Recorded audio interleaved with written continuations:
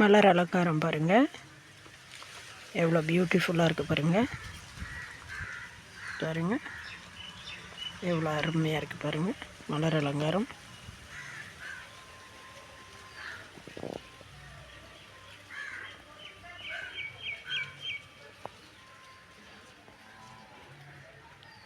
வாழைநாரினால் கட்டப்பட்ட பூ இது.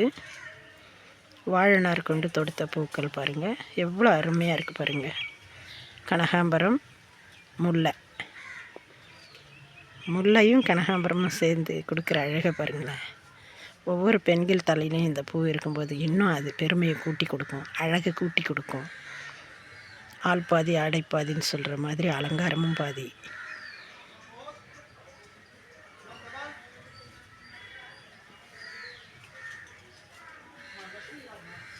கண்ணை கவரும் பூக்கள்.